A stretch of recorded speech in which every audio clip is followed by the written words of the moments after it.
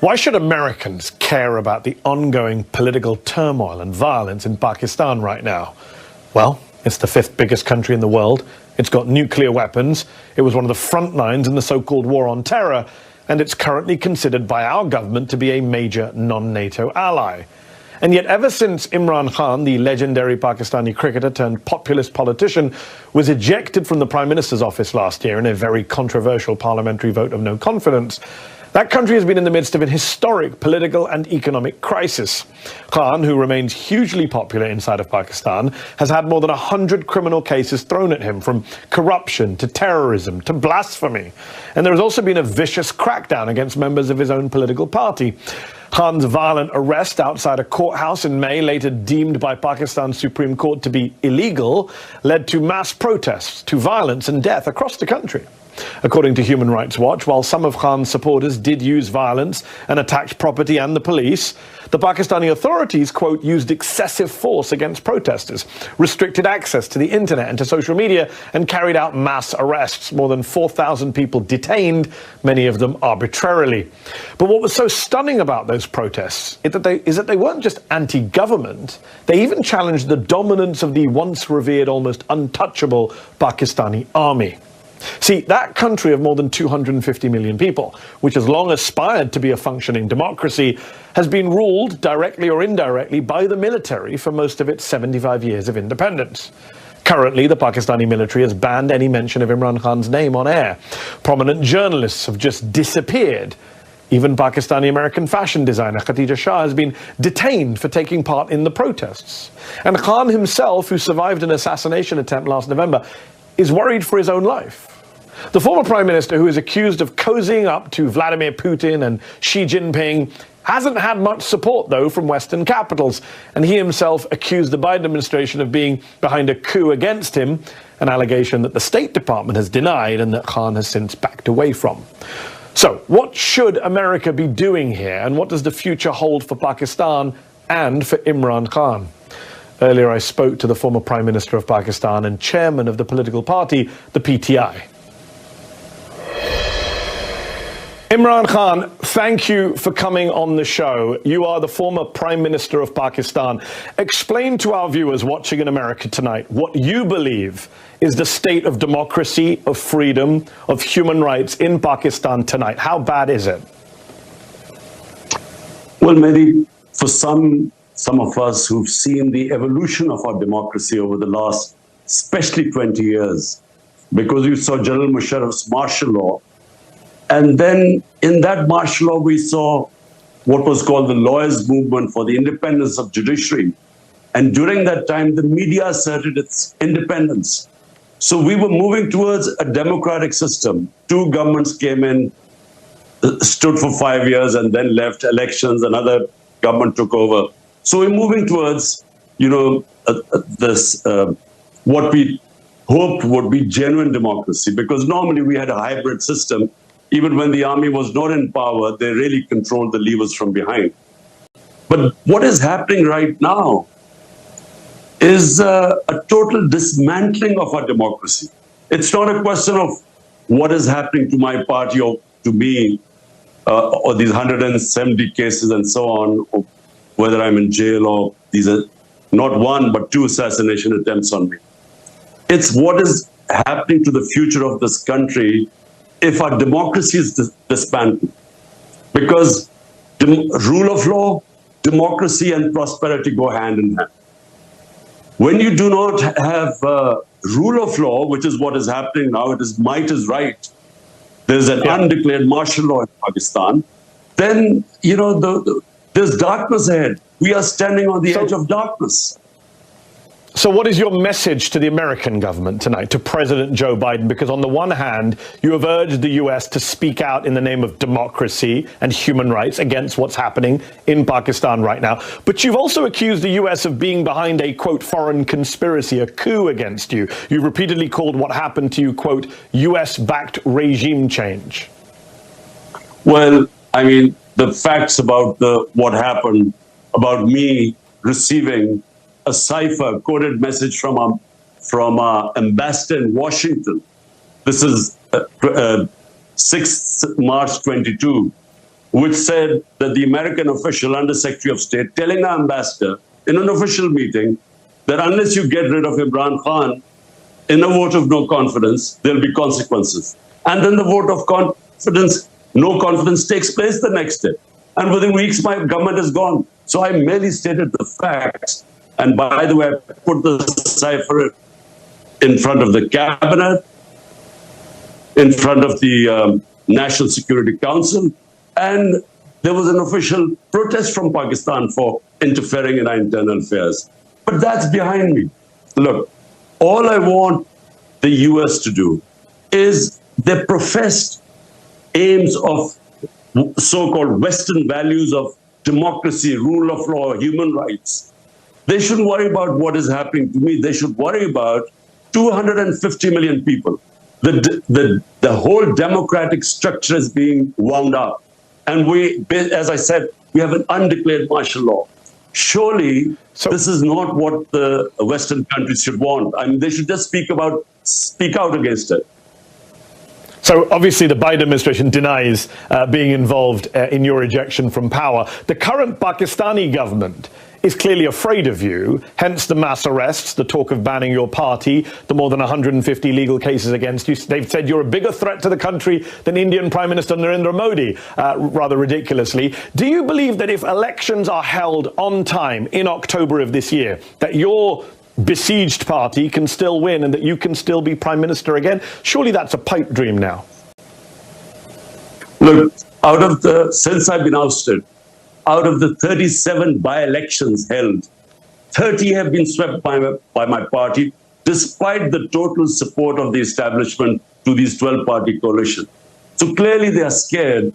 This whole thing, which happened to us after 9th May, when I was abducted from within the High Court, abduction, and the way that they abducted me as if I was some terrorist.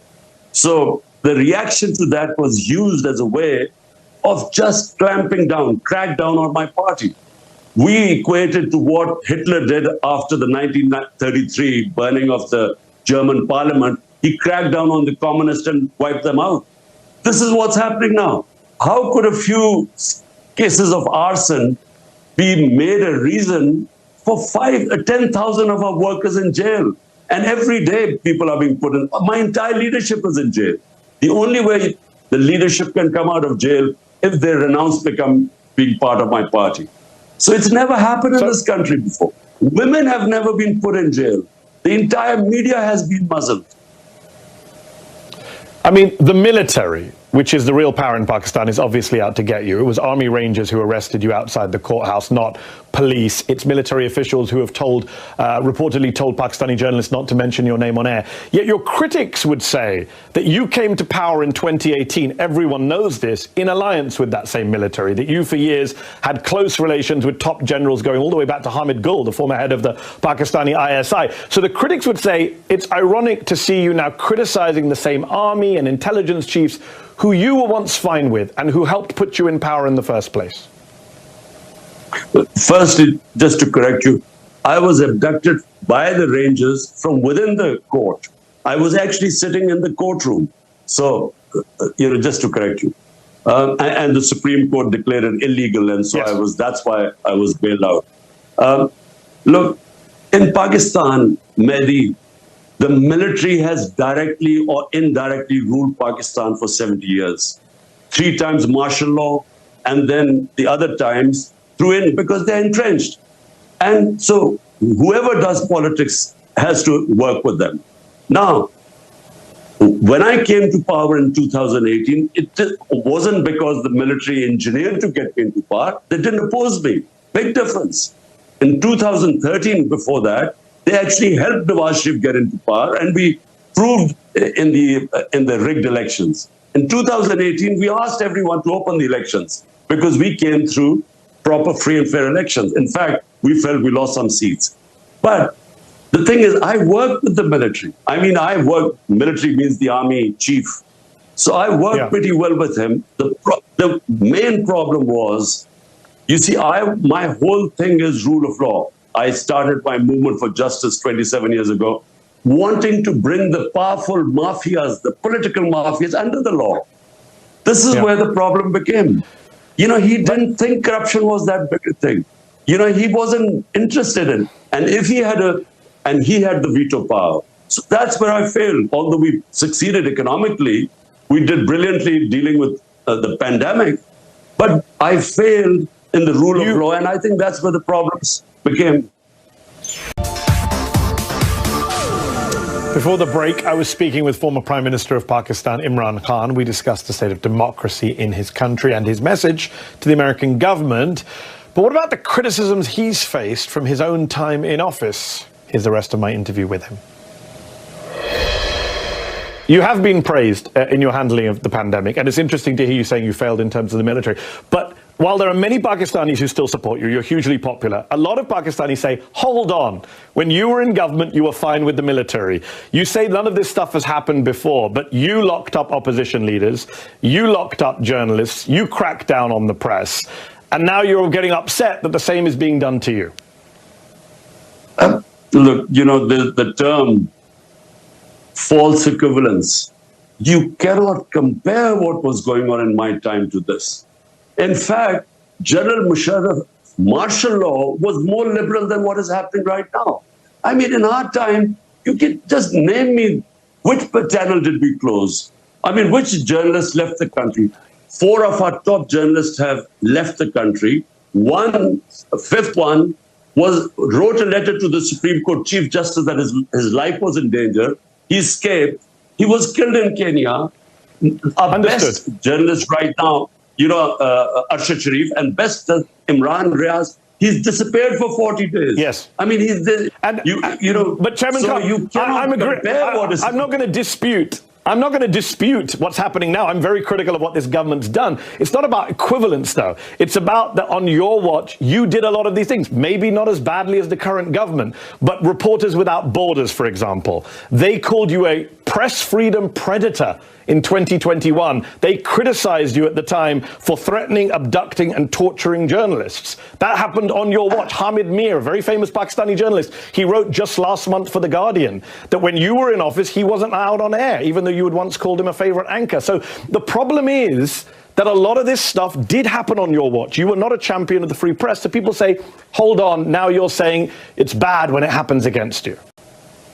Firstly, Mehdi, the only time that I found out about a journalist being picked up and disappeared was a guy called Matiullah Jan. The next day I got him back. The problems we had were we were at the tail end of the war on terror. And the establishment was very worried about any criticism about it. So they were responsible for a few guys who were picked up. But this was nothing compared to what's going on. The only thing what we tried to do was there was fake news on social media, and that was causing havoc because they would be slandering people and so on. That's the only thing we tried. But when there was opposition from the media, we didn't even bring those laws in. But again, I mean, there is no comparison what is happening right now. My name cannot be mentioned on media. Hold on. When you were Prime Minister, Nawaz Sharif's name couldn't be mentioned on air either. That's what your critics would say. You did the same thing to Nawaz Sharif. Not at all. No, look, Nawaz Sharif was convicted by the Supreme Court. He then faked these illnesses and somehow managed to bring out these tests which said he was about to die. Then his brother gave an affidavit that he's just going 2 weeks for treatment to come back. A convict.